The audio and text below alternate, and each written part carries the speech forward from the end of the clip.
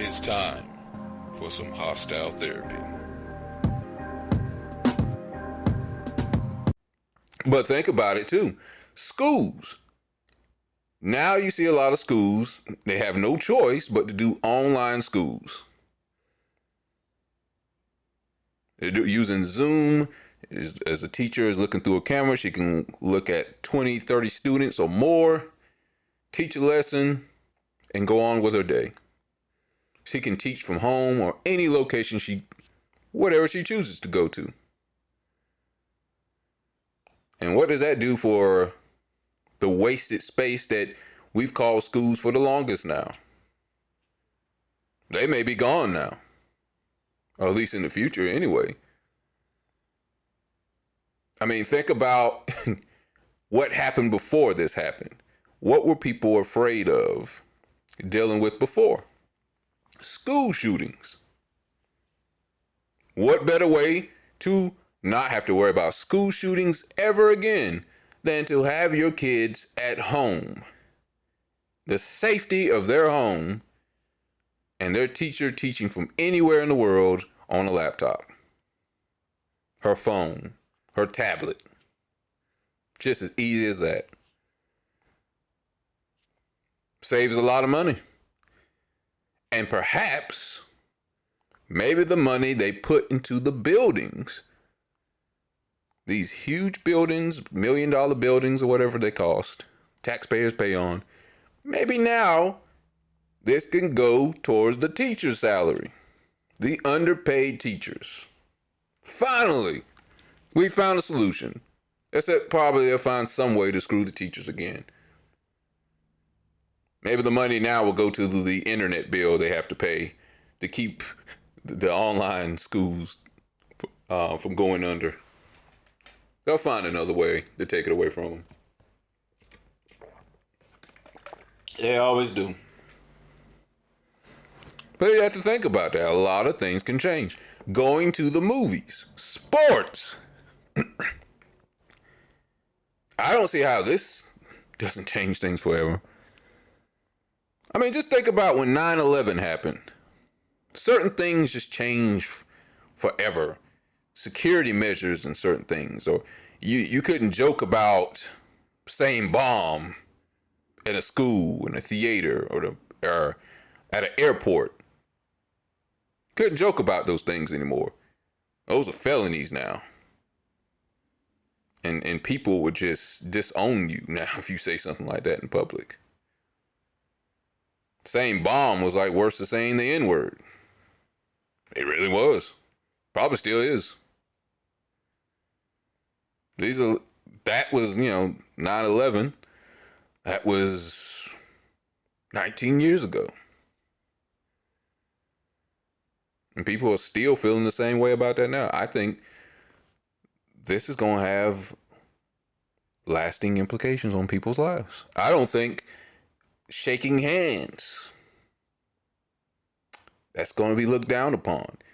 The irony is, the reason why shaking hands even became a thing is because long time ago, people shook hands to see if you were carrying weapons, if you were carrying a knife.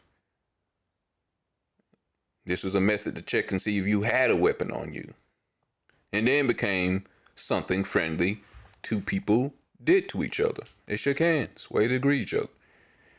Now, again, I guess history repeats itself. Shaking hands is not really a way to check to see if you have a weapon, but shaking hands can be a weapon, a biological weapon. You can have corona in your hand now, so now you can no longer shake hands. Now maybe it's just going to be the fist bump, or maybe that's too much. Maybe just the elbow bump. I've seen that too. But sporting events. People love sporting events, and the thing that drives sporting events is the crowd. The NBA is gone. I have no doubt it will be back again one day. But those players who make $10 million, $20 million a season for playing a recreational sport. Those salaries are going to have to drop down if they cannot get the crowd to rejoin these big stadiums again. There's no way they can make that kind of money and support these NBA players' salaries, or the owners for that matter. They got to pay rent. Most of them don't own those stadiums. They still have to pay rent on those places. They got a lease they have to pay on yearly, whatever. So they got to do something to fix that. How are you going to get that many people to congregate at one time without being fearful that they're going to pass on the disease to their fellow man beside them? Forget that. What about church? Church may be changed forever. I think with the right message, a preacher could preach, hey, you're safe here. I would think that's what they're probably doing anyway, saying, hey, you're safe here. There's no worries. You're protected by whoever you worship.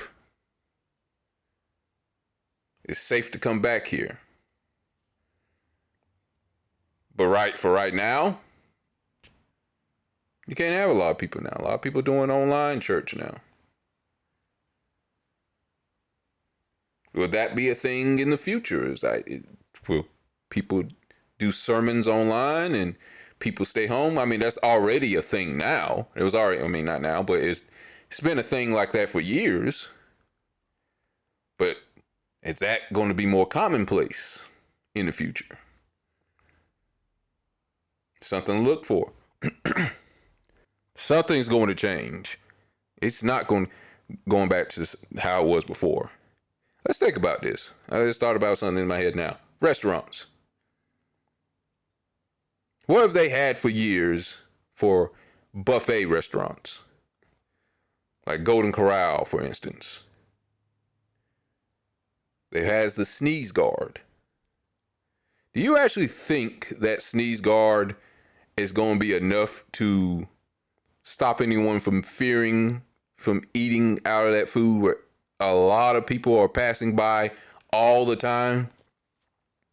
How's it really going to protect? Because people are, wearing masks, whether they're the CM mask or whether they're painting mask or bandana mask, which are not doing nothing for you. People want the best of the best now when you go to the restaurants to quell their fears.